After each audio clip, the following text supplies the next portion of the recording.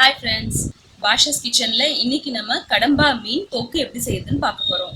நிறைய பேருக்கு கடம்பா மீன் இல்ல ஸ்குவிட் அப்படின்னு சொல்லுவாங்க. இது எப்படி சமைக்கிறது அப்படின்றது தெரியாது. நிறைய என்னோட சப்ஸ்கிரைபர்ஸ் வந்து ஸ்குவிட் எப்படி சமைக்கிறது அப்படின்றதையும் கேட்டிருந்தீங்க. ஸோ உங்க எல்லாருக்காகவும் வீக்கெண்ட் ஸ்பெஷலா இன்னைக்கு நம்ம ஸ்குவிட்டோட தொக்கு எப்படி செய்யறதுன்னு தான் பார்க்க போறோம். இந்த கடம்பா மீனை நம்ம ஃப்ரையும் பண்ணலாம். ஆனா தொக்கு செஞ்சீங்க அப்படின்னா வந்து அப்படியே உங்களுக்கு ப்ரான் தொக்கு இருக்கிற மாதிரியே இருக்கும். ஸோ பிகினர்ஸ்க்கு இந்த ரெசிபி ரொம்ப யூஸ்ஃபுல்லாக இருக்க போது இந்த ரெசிபி எப்படி செய்யறதுன்னு வாங்க பார்க்கலாம். கடம்பா மீன் தொக்கு செய்கிறதுக்கு கடம்பா மீனை இந்த மாதிரி க்ளீன் பண்ணி வாஷ் பண்ணிக்கோங்க. க்ளீன் பண்ணி வாஷ் பண்ணதுக்கப்புறமா இது உங்களுக்கு பார்த்திங்கன்னா கத்தி வச்சு கட் பண்ண முடியாது. அதனால இந்த மாதிரி ஒரு சிசர் எடுத்துகிட்டு அதை இந்த மாதிரி கட் பண்ணிக்கோங்க. நான் வந்து தலை அப்புறம் இதெல்லாம் இல்லாமல் தான் வாங்கினேன். தலையெல்லாம் உங்களுக்கு பிடிச்சிருக்கு அப்படின்னா நீங்கள் அதை வந்து சில பேர் டீப் ஃப்ரை பண்ணிக்குவாங்க. ஆனால் நான் வந்து தலையெல்லாம் அதில் சேர்த்துக்கல. வெறும் பாடி பார்ட் மட்டும் நடுவில் கீறிட்டு நல்லா வாஷ் பண்ணிவிட்டு அதுக்கப்புறமா ஒரு சிசர் வச்சு நீளமாக இந்த மாதிரி கட் பண்ணிக்கோங்க. இதுதான் வந்து ஈஸியாக இருக்கும் நம்ம இந்த கடம்பா மீனை கட் பண்ணுறதுக்கு. இப்போ கிரேவி செய்யறதுக்கு ஸ்டார்ட் பண்ணலாம். ஒரு ப்ரெஷர் குக்கரில் 2லேருந்து 3 டேபிள் ஸ்பூன் அளவுக்கு எண்ணெய் விட்டுக்கோங்க. எண்ணெய் காஞ்சதுக்கப்புறமா 2 பெரிய சைஸ் வெங்காயம் இதில் சேர்த்துக்கிறேன். உங்களுக்கு வந்து கிரேவி எந்த அளவுக்கு வேணுமோ அந்த அளவுக்கு நீங்கள் வெங்காயம் தக்காளி இதில் சேர்த்துக்கலாம். ஒரு 5லேருந்து 6 நிமிஷத்துக்கு நல்லா அதை வதக்கிக்கலாம்.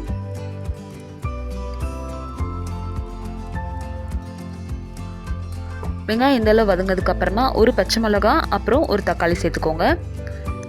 எந்த அளவு வெங்காயம் எடுத்துருக்கீங்களோ அதுக்கு கொஞ்சம் கம்மியாக தக்காளி எடுத்துக்கிட்டிங்கன்னா போதும். 2 வெங்காயத்துக்கு இங்கே நான் 1.5 தக்காளி சேர்த்துருக்கேன்.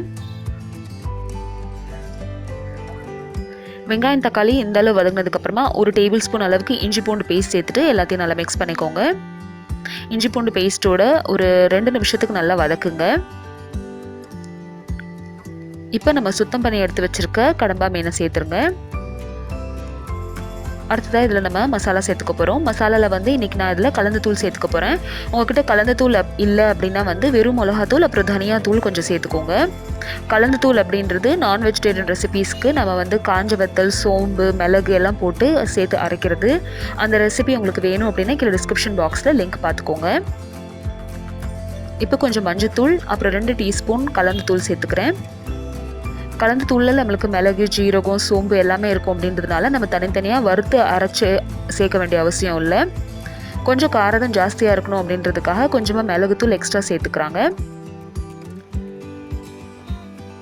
இப்போ இது எல்லாத்தையும் நல்லா மிக்ஸ் பண்ணிவிட்டு நம்ம வந்து குக்கரில் விசில் விட போகிறோம். இது வேகும்போது நம்மளுக்கு வந்து நல்லா தண்ணி விடும். அதனால கொஞ்சமாக கூட நீங்கள் தண்ணி விட்டுக்கலாம். பட் உங்களுக்கு குழம்பு மாதிரி வேணும் அப்படின்னா இன்னும் கொஞ்சம் எக்ஸ்ட்ரா கூட தண்ணி விட்டுக்கலாம். ஒரு 1/2 கிளாஸ் தண்ணி ஊற்றிட்டு இதில் வந்து கொஞ்சமாக கொத்தமல்லி இலை சேர்த்துட்டு நம்ம குக்கர் விசில் வந்து இப்போ மூடிடலாம். இந்த ஸ்டேஜில் உப்பு காரம் செக் பண்ணிக்கோங்க.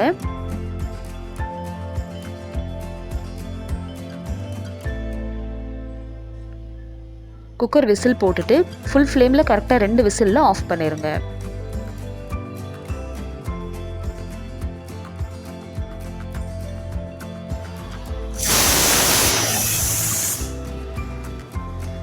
ஃப்ளேம் ஆஃப் பண்ணிவிட்டு ப்ரெஷர்லாம் போனதுக்கப்புறமா இப்போ இதை நான் ஓப்பன் பண்ணுறேன் பாருங்கள்.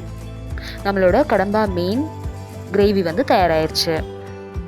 பார்க்குறதுக்கு ரொம்ப சிம்பிளாக இருக்கும். ஆனால் டேஸ்ட் வந்து பயங்கர சூப்பராக இருக்கும். கண்டிப்பாக ட்ரை பண்ணி பார்த்துட்டு எப்படி வந்துச்சுன்னு சொல்லுங்கள். இந்த கடம்பா மீன் தொக்கு உங்களுக்கு பிடிச்சிருந்துச்சுன்னா இந்த வீடியோக்கு ஒரு லைக் கொடுங்க. என்னோட சேனல் ஃபர்ஸ்ட் டைம் பார்க்குறீங்கன்னா கண்டிப்பாக சப்ஸ்கிரைப் பண்ணுங்க.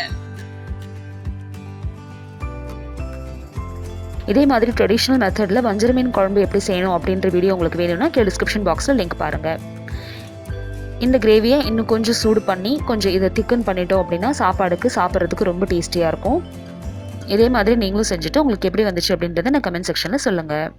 Thank you so much for watching. Bye.